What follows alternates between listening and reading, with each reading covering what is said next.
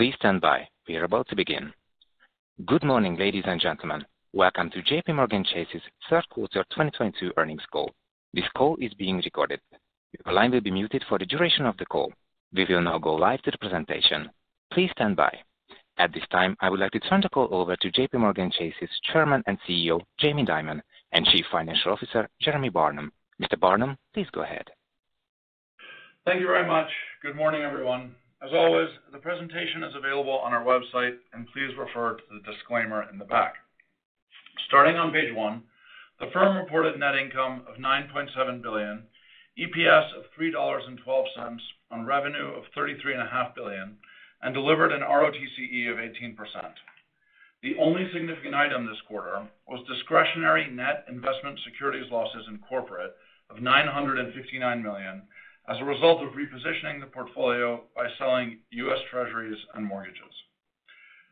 Our strong results this quarter reflect the resilience of the franchise in a dynamic environment. Touching on a few highlights, we had record third quarter revenue in markets of $6.8 billion. We ranked number 1 in retail deposit share based on FDIC data, and credit is still healthy with net charge-offs remaining low. On page 2, we have more detail. Revenue of $33.5 billion was up $3.1 billion or 10% year on year. Excluding the net investment securities losses, it was up 13%. NII ex markets was up $5.7 billion or 51%, driven by higher rates.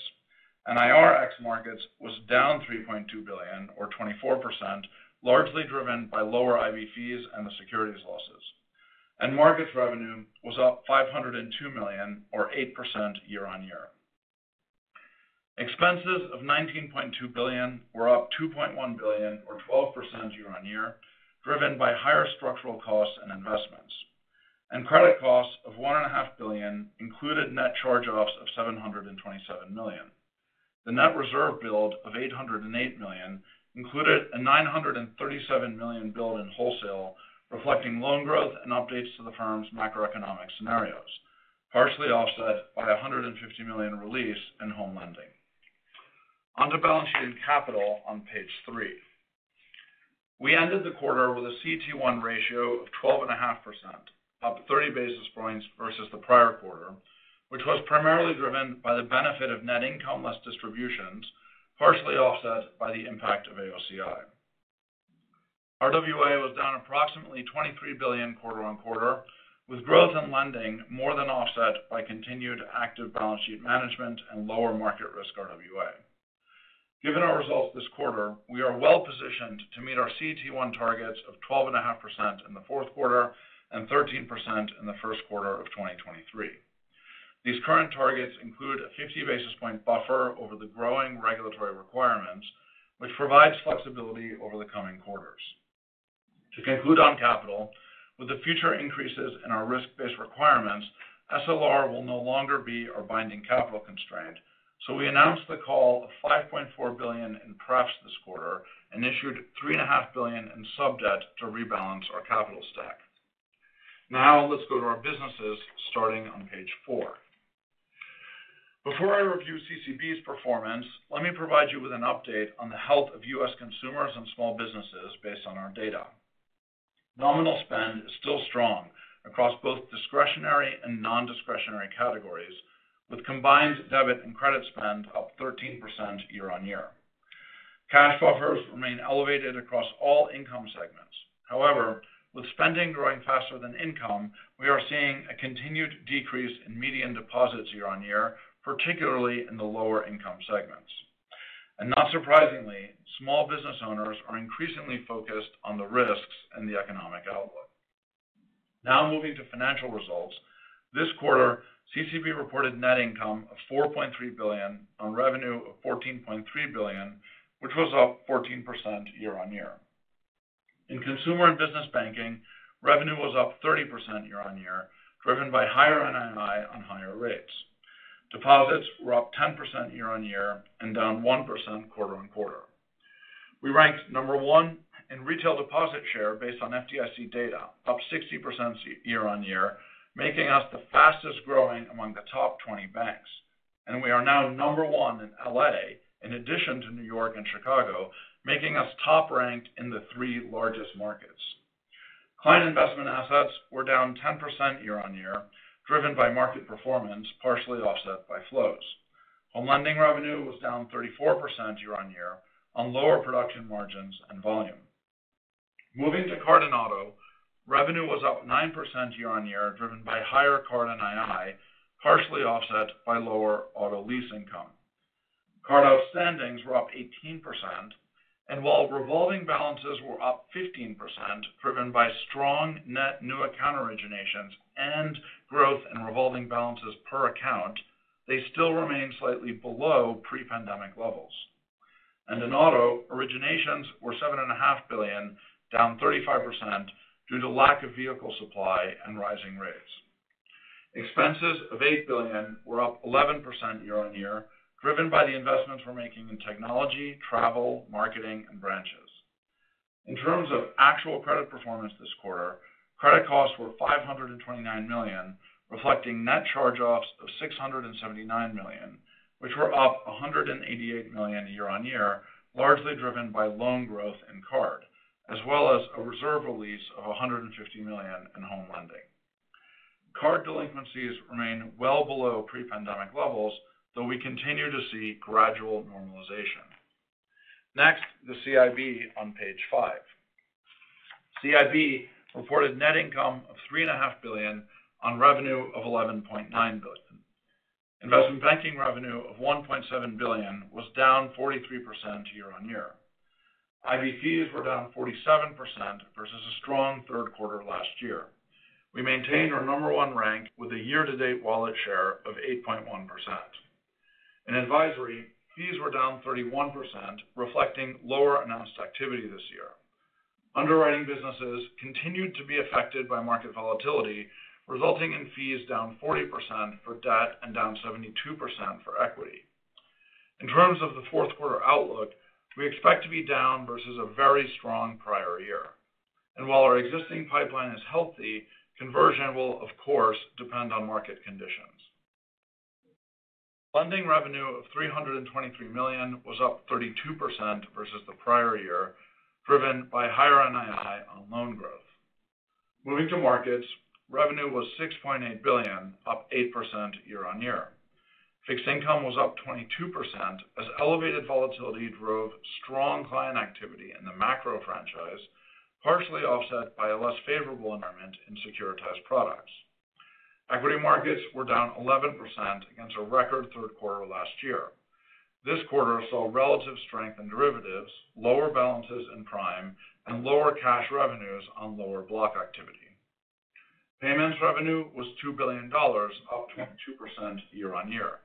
Excluding the net impact of equity investments, it was up 41%, and the year-on-year growth was driven by higher rates and growth in fees. Security services revenue of $1.1 billion was relatively flat year-on-year. Expenses of $6.6 billion were up 13% year-on-year, largely driven by compensation.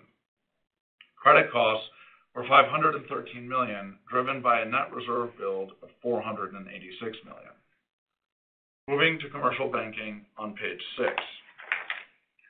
Commercial banking reported net income of $946 million. Record revenue of $3 billion was up 21% year-on-year, driven by higher deposit margins, partially offset by lower investment banking revenue.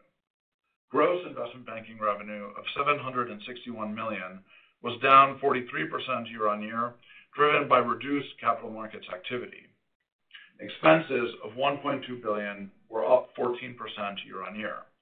Deposits were down 6% year-on-year and quarter-on-quarter, primarily driven by attrition of non-operating balances, while our core operating balances have shown stability as payment volumes continue to be robust.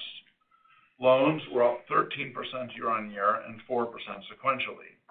C&I loans were up 7% sequentially, reflecting continued strength in originations and revolver utilization.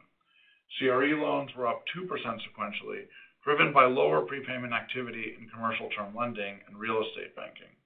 Finally, credit costs were $618 million, predominantly driven by a net reserve build of $587 million, while net charge-offs remained low. And then, to complete our lines of business, AWM on page 7. Asset and Wealth Management reported net income of $1.2 billion with pre-tax margin of 36%. For the quarter, revenue of $4.5 billion was up 6% year-on-year, predominantly driven by deposits and loans on higher margins and balances, largely offset by reductions in management fees linked to this year's market declines. Expenses of $3 billion were up 10% year-on-year, driven by compensation, including investments in our private banking advisor teams, technology, and asset management initiatives. For the quarter, net long-term inflows were $12 billion across fixed income, equities, and alternatives. AUM of $2.6 trillion and overall client assets of $3.8 trillion were down 13% and 7% year-on-year, respectively, driven by lower market levels, partially offset by continued net inflows. And finally, loans were flat quarter-on-quarter, while deposits were down 6% sequentially, driven by migration to investments, partially offset by client flows. Turning to corporate on page 8. Corporate reported a net loss of $294 million. Revenue was a net loss of $302 million, compared to a net loss of $1.3 billion last year. NII was $792 million, up $1.8 billion year-on-year, driven by the impact of higher rates. NIR was a loss of $1.1 billion, down $852 million, primarily due to the securities losses I mentioned up front. And expenses of $305 million were higher by $125 million year-on-year. The outlook on page 9. Going forward, we will also provide guidance for total firm-wide NII. For the fourth quarter, we expect it to be approximately $19 billion, implying full year 2022 NII of approximately $66 billion. And we expect NII ex markets for the fourth quarter to also be about $19 billion, implying that we expect markets NII to be around zero, which brings the full year to about $61.5 billion. While we're not giving 2023 NII guidance today, you will recall that at Investor Day, we talked about a fourth quarter 2022 NII ex markets run rate of $66 billion, with potential upside for the full year 2023. Today's guidance for the fourth quarter of this year implies an approximate run rate of $76 billion. And from this much higher level, we would now expect some modest decline for the full year 2023. In addition, there's quite a bit of uncertainty surrounding the trajectory of key drivers, including rates, deposit reprice, and loan growth. So keep both of those things in mind as you update the 2023 estimates in your models. Moving to expenses, our outlook remains unchanged. And as it relates to the card net charge-off rate, we now expect the full year rate to be approximately 1.5%, below our previous expectations. So to wrap up, we are happy with the strong diversified performance of the quarter as we continue to navigate an environment of elevated uncertainty. With that, I will turn it over to Jamie for some additional remarks. Jeremy, thank you very much. Hello, everybody. Yeah, I just want to give you a little more insight to how we're looking at capital and interest rates a little bit. So capital planning, we're very comfortable with the earnings power of this company, which you could see is enormous, and the margins and the returns. And more importantly than that is we're growing franchise value, I think, all around the firm. And in most areas, we're up in market share. In a few areas, we're not. And, of course, that disappoints us. But the earnings power, gives us a lot of confidence that we'll get over that 13% in the first quarter. But we always have to keep in mind the volatility in a bunch of other things. So we know we have to deal with Basel IV. We don't know when and how that's going to be, and any change in GSIB. Such as an uncertainty in the back of our mind. AOCI was traditionally counter-cyclical, but in this kind of environment is more pro-cyclical. So think of if rates go up another 100 basis points, that's $4 billion. Easily can handle it, just in the back of our mind. CECL, CECL already incorporates 1% of what we think the adverse consequences might be. But obviously, if the environment gets worse, we'll have to add to reserves. And or if we change our outlook, meaning that we think the chance of adverse events are higher, we'll change our reserves. Put in the back of your mind that if unemployment goes to 5% or 6%, you're probably talking about $5 or $6 billion over the course of a couple of quarters. Again, easy to handle, not a big deal. It just does affect capital a little bit. And then RWA management. I mean, I think we're showing that we can easily manage RWA and drive it down in some areas and up in other areas and stuff like that. I would say, with very limited financial effect. And the way you should look at this is, we don't tell, commercial bank or investment bank, don't get new business, don't serve your clients. So we're serving clients the way we always do, and you see the loan books growing in a lot of areas. But there are some discretionary things which barely affect us. So we're not putting conforming mortgages on the balance sheet, whether we originate them or whether correspondents originate them for the most part, because it makes very low sense to do that in the balance sheet, and we make other choices. And so there are a lot of tools to manage it. Obviously, these capital requirements going up, we're going to find ways to reduce RWA. I'm talking about over years, strategically, I think without affecting our basic franchises. Interest rates, I think the way to look at it is we're fairly neutral at this point to interest rates going up or down. Jeremy said the $19 billion, please do not annualize that. There are a lot of uncertainties today, and I'm just going to mention a few. We're not worried about them. It's not going to change things dramatically, but it does change things. What's going to be QT's effect on deposits? How much deposit migration you're going to have in this new technological environment, and there are pluses and minuses in that. And of course, there are lags. There are lags in consumer. There can be some lags in treasury services. There can be some lags in commercial banking. So it's just on the back of our mind. We're going to kind of actively manage that. And the other thing I want to point out is that taking investment securities losses, for the most part, is because we want to sell rich securities and replace them with cheap securities. We don't want to be locked into something we think will get worse and not take a chance to buy something that we think will get better. So you might expect to see that taking place now. There may be some securities loss in the future. We can do that. We can do this to manage interest rate exposure, but for the most part, we can do that with swaps too or other things. We just do it in the most efficient and effective way. I want the people managing these portfolios to know that we can sell things we don't want to own and buy things that we do want to own. And other than that, we think it was a very, very good, strong quarter across the board. And I guess we'll open for questions now. Yep. Thanks, Jamie. Let's go ahead and open up for questions. Please stand by.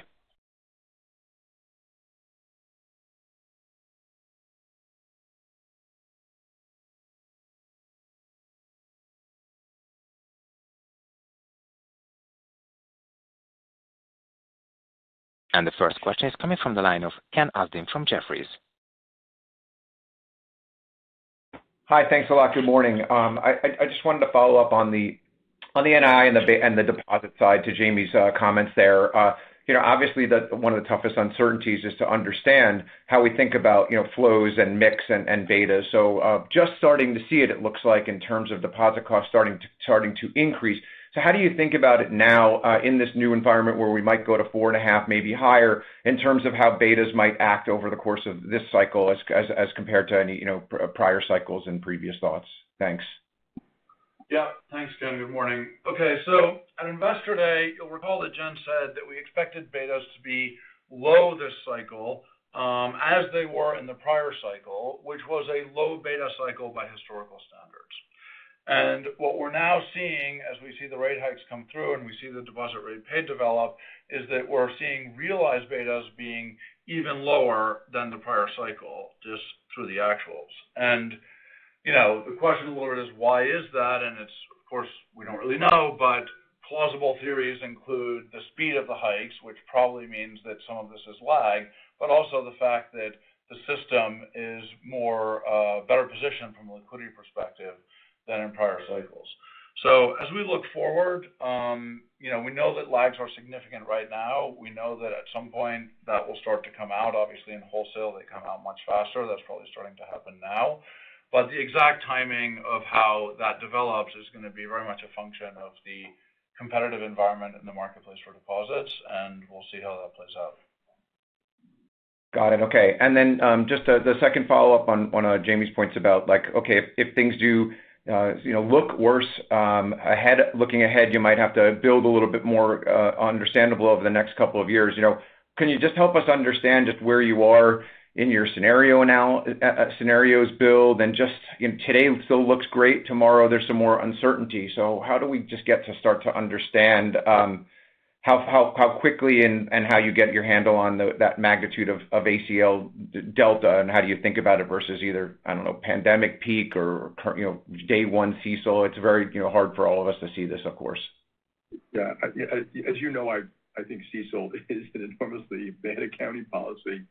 Honestly, I wouldn't spend too much time on it because it's not a real number. It's a hypothetical, probability-based number. And the way I'm trying to make it very simple for you.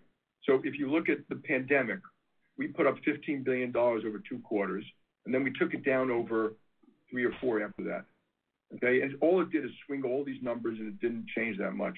I'm trying to give you a number, and obviously this number could be plus or minus several billion, but if unemployment goes to 6%, and that becomes the central kind of case, and then you have possibilities it gets better and possibilities it gets worse, we would probably have to add something like $5 or $6 billion. That probably would happen over 2 or 3 quarters.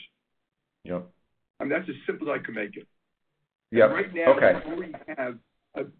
we already have a percent in these adverse and severe adverse case. We can change if we change that next quarter. That will be part of that $6 billion I'm talking about. Yep. Okay, understood. Thank you. The next question is coming from the line of Ebrahim Poonawala from Bank of America Merrill Lynch. You may proceed. Good morning. I guess just following up, Jamie, so appreciate CECL and the model-based approach. I think you were quoted in the press talking about the potential for a recession in the next 6 to 9 months. Would appreciate any perspective in terms of, are you beginning to see cracks, either be it commercial real estate, consumer, where it feels like the economic pain from inflation, higher rates is beginning to filter through to your clients? Would appreciate any insights there. Yeah, I'll take that, Ibrahim. Thanks. The short answer to that question is just no. We just don't see anything that you could realistically describe as a crack in any of our actual credit performance. I made some comments about this in the prepared remarks on the consumer side, but we've done some fairly detailed analysis about different cohorts and early delinquency bucket entry rates and stuff like that. And we do see, in some cases, some tiny increases, but generally, in almost all cases, we think that's normalization, and it's even slower than we expect. So, yeah, I think it's we're in an environment where it's kind of odd, which is very strong consumer spend. You see it in our numbers, you see it in other people's numbers. Up 10% prior last year, up 35% pre-COVID. Balance sheets are very good for consumers. Credit card borrowing is normalizing, not getting worse. You might see, and that's really good. So even going into a recession, you've got a very strong consumer. However, it's rather predictable if you look at how they're spending and inflation. So inflation, if it's 10%, reduces that by 10%. And that extra cap money they have in their checking accounts will deplete probably by sometime mid-year next year. And then, of course, you have inflation, higher rates, higher mortgage rates, oil, volatility, war. So those things are out there, and that it's not a crack in current numbers. It's quite predictable. It will strain future numbers. And just tied to that, I think the other thing that investors from the outside worry about is interconnectedness of the systems, be it the UK gilts market, LBOs. How much are you worried about that part of the business in terms of having a meaningful impact in terms of a capital shock at some point over the next year, just given all the QT happening around the world? Well, I mentioned QT as being one of the uncertainties because it's a very large change in the flow of funds around the world. Who are the buyers and sellers of sovereign debt? There's a lot of sovereign debt. But I think if you look at the gilt thing alone is a bump. It's not going to change what we do or how we do it. And you're going to see bumps like that because of all the things I've already mentioned. It's inevitable that you're going to see them. Whether they create systemic risk, I don't know. I have pointed out it's harder for banks to intermediate that. And that creates a little bit more fragility in the system. That does not mean that you're going to see a crack of some sort. But again, it's almost impossible not to have real volatility based on the facts I've already told you. Those are large uncertainties that we know about today and in the future. Got it. And on the call today. Thank you. The next question is coming from the line of Jim Mitchell from Seaport Global Securities. You may proceed. Hey, good morning. Hey, Jeremy, at the Investor Day, you noted that expense growth in 23 would slow from this year's level and might be slightly higher than consensus expectations at the time. So is that, now that you get closer to next year, is that still hold? And if the economy does get worse than expected, is there some leverage to pull, or is it just still investing heavily regardless? Yeah, thanks, Jim. So broadly, yes, it still holds. No real change in the outlook. Just to remind everyone, at Investor Day, I think the consensus was 79.5 for 2023. We said you were a little low. I think it got revised up to sort of the 80.5 or something like that, and that's now still roughly in the right ballpark. Obviously, we're going through our budget cycle. We're looking at the opportunity set and the environment set for next year. So it's not set in stone. But broadly on the question of investment, I'm sure Jamie will agree here that our investment decisions are very much through the cycle decisions, and so we're not going to tend to change those just because of a sort of difference in the short-term economic environment. Of course, the volume and revenue-related expense can fluctuate as a function of the environment, as you would expect. Right. I would like to add, obviously, if compensation go up or down dramatically, so you all have different estimates about investment banking revenues and markets revenues, and we can't really adjust for your numbers for that. But I just want to point out the other side of this. We're making heavy investments, and we have among the best margins in the business. I think that's a very good thing. Right. And maybe on that front, were there any leverage loan write-downs this quarter? And is that market beginning to clear, or are there still overhangs? Yeah, there are no real leverage loan write-downs this quarter, and that market isn't yet clear. Our share of it is very small, so we're very comfortable. Okay, thanks. The next question is coming from the line of John McDonald from Autonomous. You may proceed. Hi, good morning. Jeremy, wanted to ask about your EAR disclosures, what we call your rate sensitivity disclosures. They look a little different than peers, and when we look at the sensitivity to 100 basis points of higher rates beyond the forward curve, it looks like you're liability sensitive.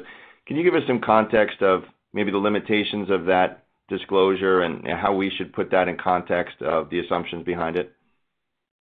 Yeah. Thanks, John, and I'd love to have a very long conversation with you about this, but I'm going to keep it short here. It's really all about lags. So as our disclosure says, we do not include the impact of reprice lags in our EAR calculation. So as a result of that, the entire calculation is based on modeled rates paid in the terminal state. As you well know, right now, we're in the middle of some very significant lags, which are affecting the numbers quite a bit and which we expect to persist for some time. So as a result of that, what I would expect in the near term is something quite similar to what we've experienced this year. As you know, this year, as rates have gone up, we've revised our NII outlook from 50 at the beginning of the year to now 61.5. So, as we look forward in the near term from here, I would expect similar type sensitivities to rate fluctuations given the lag environment that we're in. And just to follow up on Jamie's comments about not annualizing the fourth quarter, is that where the risks lie to annualizing the fourth quarter? What are some of the puts and takes that, you said it might be down a little bit from that fourth quarter annualized? Yeah, I've already mentioned you have a rapidly changing yield curve, deposit migration. Everyone does EAR differently. So one is lag, we assume deposit migration, some people don't. We assume our ECR is included in there, some people don't, and all of that. I just think, for your models, because of all that kind of stuff, just use a number less than annualized in the 19. So instead of 76, use a number like 74. Just keep it as simple as possible. And we don't know. We hope to beat that, but with all this stuff going on, you just got to be a little cautious and conservative. Okay, thanks. The next question is coming from the line of Erika Najarian from UBS. You may proceed. Good morning. I agree with Ibrahim that your presentation this morning was quite crisp and impactful. So I'm going to ask the question that I think has been sort of the key debate to the stock all year. So at Investor Day in May, you mentioned a ROTCE target of 17%, and that was before we found out that the SCB would be higher in June. As we think about, your capital build is going faster than expected, and we think about the revenue power that shows through in this firm, plus or minus what may happen with CECL, do you think you can achieve 17% ROTCE next year? Yeah, that's obviously a good question. The answer is yes. And one of the things we always look at is normalized ROTCE. So we're very honest. We're not over-earning in NII, maybe a little bit because of lags and stuff like that, but not a lot. But we are over-earning on credit, think of credit card. And, the 1.5%, we've never seen a number that low. We're quite conscious of that. So we don't brag about the 19% this quarter, thinking that's going to continue forever. It's not. And obviously, we may adjust that 17 a little bit, but it's not a material adjustment. We're going to find, we got a lot of very bright people. We're going to find a lot of ways to squeeze some of these things down, including what I call C-Carnus and SCB, and liquidate some assets and change business models just a little bit. If you look at our acquisitions, for example, they were non-G-SIFI acquisitions. Non-capital, non-G-SIFI, all services and service-related. So that's what we're going to do over time, and we're pretty comfortable that we'll get very good returns. So, yeah, we're quite – and next year is totally dependent on what happens in the environment. But the other thing I would look at, maybe we'll give you this number other time, is what would we earn in a recession? We would have pretty damn good returns in a recession. So I feel very good about that. Thank you for that, Jamie. And this is a super micro question as a follow-up for Jeremy. Why would markets NII be zero next quarter, and should we expect that to be zero next year? Yeah, thanks, Erica. We're financing the markets business at the yield curve. So you're earning the same thing you're paying to finance the trading book. Yeah, Erica, basically, as rates go up, the funding cost goes up, and the offsets on the other side, in many cases, are through derivatives or derivatives-like instruments, so it goes through NIR. Fundamentally, we believe the markets business revenue is, rate insensitive. You can see that history through our disclosures this year. So as you look out to next year with the forward curve implying, a much less biased evolution of Fed funds, you shouldn't expect to see as many changes, at least from rates. Of course, we can sometimes see, somewhat more unpredictable changes from balances, but that should be, unbiased one way or the other. Got it. Thanks. The next question is coming from the line of Mike Mayo from Wells Fargo. You may proceed. Hi. Jamie, once again, I'm trying to reconcile your actions with your words. You've said publicly, you mentioned the hurricane, you mentioned a recession, you mentioned, look out, and there are all sorts of risks. I don't think anyone disagrees with that. On the other hand, your reserves to loans are still, well below CECL day one. So your actions with the reserving don't seem to reflect your more pessimistic comments about the economy. So how do I reconcile the two? Yeah, so the way to do that is in our in our reserves today, there is a significant percentage probability that we put on adverse and severe adverse already. So it's in there already. A lot of people work in these CECL reserves. Our economists, Jeremy, a lot of other folks. So it's not set by me because I happen to think the odds might be different than other people. And so, but I completely understand what you're saying. And but the numbers are very good. We have some of that. I'm trying to be very honest about if things get worse, here's what it will mean for reserves. That may be different because, of course, these calculations change all the time. But yeah. The other thing, Michael, which is another thing, which in CECL, the timing of when something happens is very important. So if it happens, if you said a recession is going to happen in the fourth quarter of next year, that would be very different than you said it's going to happen in the first quarter of next year. Yeah, I just understood it as the lifetime losses on the loans, as opposed to that distinction. But some loans have a short life, and some loans have a long life. So let's just cut to the chase. So where are you versus 3 months ago? Is it? You certainly got headlines with the hurricane comment and all that, and it's look, like as you said, you have Fed tightening, QT, tighter capital rules for banks. You have like the trifecta of tightening, by the Fed, and then you have wars and everything else. So I don't think any and the stock market supports your view and about all the risks out there. But are things better, worse, or the same as they were 3 months ago? They're roughly the same. We're just getting closer to what you and I might consider bad events. So, in my hurricane, I've been very consistent. We're looking at probabilities and possibilities. There is still, for example, a possibility of a soft landing. We can debate what we think that percent is. Yours might be different than mine, but there's a possibility of a mild recession. Consumers are in very good shape, companies are in very good shape, and there's possibility of something worse, mostly because of the war in Ukraine and oil price and all the things like that. Those I would not change my possibilities and probabilities this quarter versus last quarter. For me, and then that last different point. Last follow up. I know you invest through cycles. You've always done that. You're consistent.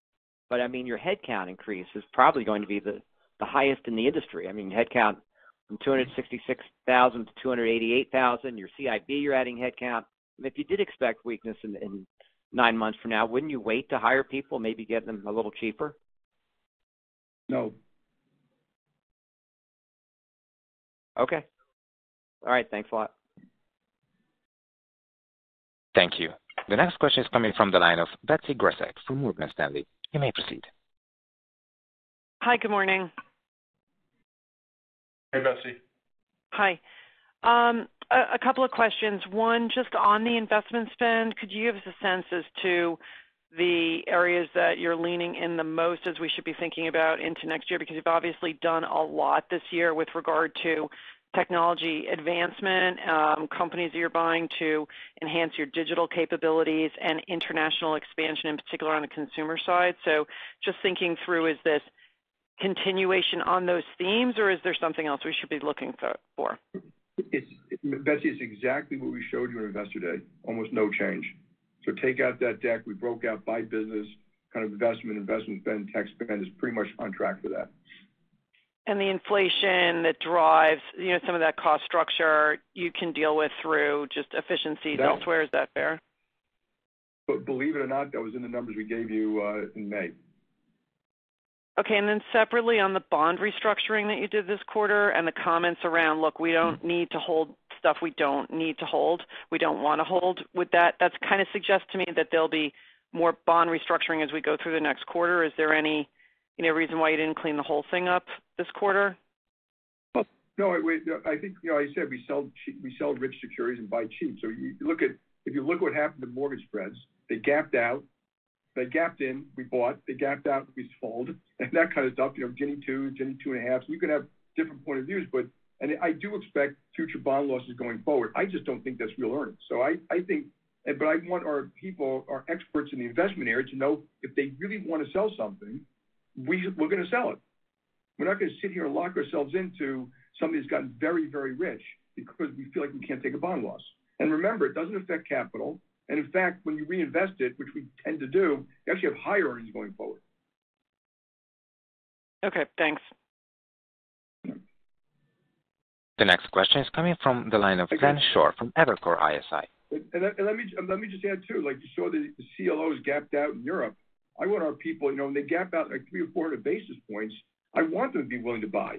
They might sell something to do that, but that is a very smart thing to do. Okay, thank you. This is Glenn. So, look, from time to time, weird things happen in the market. We get these losses like Archegos and now this UK pension LDI issue. So my question for you is, besides that, do you have risk in the derivatives book, and is this situation done? It's more of when you meet with risk committee, are there pockets of leverage that you're considering on these big market moves, whether it be the dollar or rates, where we are not thinking of, like, or do you view the LDI issue as an isolated event? I'll mention, and Jeremy, you might have something to add. But the LDI thing is a bump in the road, and I think the Bank of England and stuff are trying to get through this thing without changing all the policies about monetary policy and QT. And I was surprised to see how much leverage there was in some of those pension plans. And my experience in life has been when you have things like what we're going through today, there are going to be other surprises. Someone is going to be offsides. We don't see anything that looks systemic, but there is leverage in certain credit portfolios. There's leverage in certain companies. There's leverage. So you're probably going to see some of that. I do think you're going to see volatile markets. You already see very low liquidity. So something like the LDI thing could cause more issues down the road if it happens constantly and stuff like that. But so far, it's a bump in the road. The banking system itself is extraordinarily strong. Would the dollar qualify as one of those super strong moves that could put people off sides? And if so, how do you make sure you protect JP Morgan against that? Well, we're not taking them. We generally hedge when it comes to big currencies and stuff like that. But yes, dollar flows, QT, emerging markets, hedge funds. Yes, that would be a category that something might happen there. It wouldn't be It shouldn't be something that's going to affect JP Morgan that much. In fact, it usually creates an opportunity for JP Morgan. Yeah, on that point, Glenn, I was going to say the same thing, which is that, of course, it's always traditionally the case that emerging markets struggle, the sovereigns struggle with the kind of dollar strength that we're experiencing right now. But our emerging markets franchise folks have been through these cycles before, so we manage through it. Thank you both. Appreciate it. I mean, just to add to the strength of the franchise, I remember looking back at our emerging markets results by quarter over a decade. It was shocking to me how few quarters and how few countries we ever lost money. We may have had low returns in some quarters, but it was shocking. We made money in Argentina almost every year for the last 20 years. And I think there was one quarter we put up reserves for one of the oil companies and took them down. But it's kind of the stability is striking.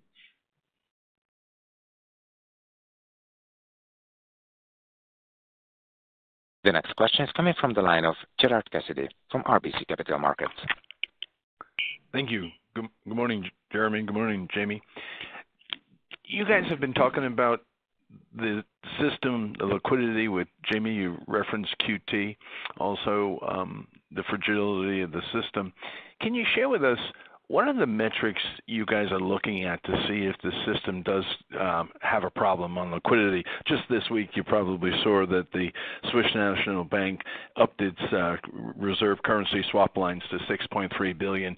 So what are some of the things you guys focus in on to see if there's going to be maybe some liquidity issues that could lead to greater problems? Gerard, broadly, if you just look at standard regulatory reporting of LCR ratios in the U.S. banking system, everyone just has very significant surpluses. And, of course, we can go into the question of, as QT plays through and how that interacts with RRP and loan growth, whether that puts some pressure on banking system deposits. But that's starting from a very, very strong position. So there's a lot of cushion there for that to come down before you start to have a real challenge from a liquidity perspective. Yeah, and we look at everything from the Fed repo to quantitative tightening to net issuance of treasuries, net issuance of mortgages, and treasury volatility and treasury bid-ask spreads and treasury markets and all that. And we're looking at all of that. The banking system itself is extremely strong. Extremely strong. What you're going to see will not be in the banking. There may be a bank who's outside somewhere, but it'll be somewhere else. It might be in credit, it might be in emerging markets, it might be in FX, but you're likely to have something like that when you have events like the ones we're talking about. Very good. And then in terms of the investment banking and capital markets businesses, can you guys give us any color into pipelines, how they stood at the end of the third quarter and as you're going into the fourth quarter, what you're seeing in terms of those business lines? Yeah. I've always pointed out to you all the pipelines come and go. Okay. You've seen that, the size the revenue we had before. So pipeline is not necessarily the same. I would put in your model lower IB revenues next quarter than this quarter based on what we see today. Markets, we have no idea. Seasonally, it's generally a low quarter, the fourth quarter, but we don't know this quarter because there's so much activity taking place, and your guess is as good as ours. Very fair. Thank you. The next question is coming from the line of Matt O'Connor from Deutsche Bank. You may proceed. Can you guys talk, excuse me, can you guys talk about the outlook for loan growth the next few quarters? And, besides some of the obvious areas like leverage lending and correspondent mortgage that you already talked about, any areas that you're tightening around the edges? Yeah, Matt, so let me take your last question first. So in general, no, we underwrite through the cycle. We didn't really, loosen our underwriting standards in the moment where everything looked great, and so we don't see any need to tighten now.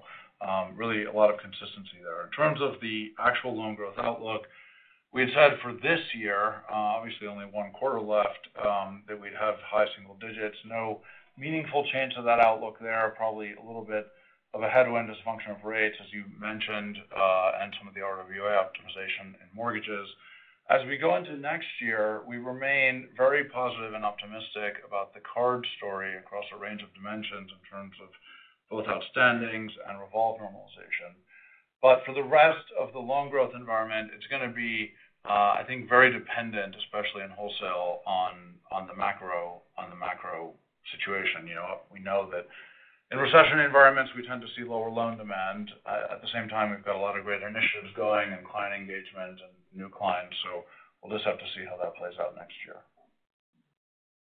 And I guess when we read headlines about home prices going down in some markets and, car prices starting to roll, I mean, why doesn't that drive some tightening in those businesses? Well, it has. I mean, look at the volumes in mortgage have dropped and cars auto have dropped and stuff like that, and that's already in our numbers, and we would expect that to continue that way. Okay, thank you. The last question is coming from the line of Charles Peabody from Portales Partners. You may proceed. Yeah, I'm just curious in your guidance on NII, where you kind of imply fourth quarter would be peak run rate. Next year, do you factor in any impact from a possible Treasury buyback program, which could, redirect liquidity out of the money market system into the banking system and therefore keep your deposit betas lower? Do you think about that at all as a possibility? Yes, I think I don't know if you were listening when I said it before. QT, net issuance of mortgages, net issuance of treasuries globally is going to reduce deposits and create certain forms of volatility. And absolutely incorporate that in our thinking, including lags, the change in the yield curve, change in the spreads, and all those things in the numbers we gave you. And that's why we're trying to be conservative NII. That, while you can annualize the 19 to 76, you can have a model, put in 74, and it incorporates all of that. Thank you. You're welcome. At the moment, there are no further questions on the line. Folks, thank you very much, and we'll talk to you all next quarter. Thank you. Thank you. Everyone, that concludes your conference call for today. You may now disconnect. Thank you all for joining and enjoy the rest of your day.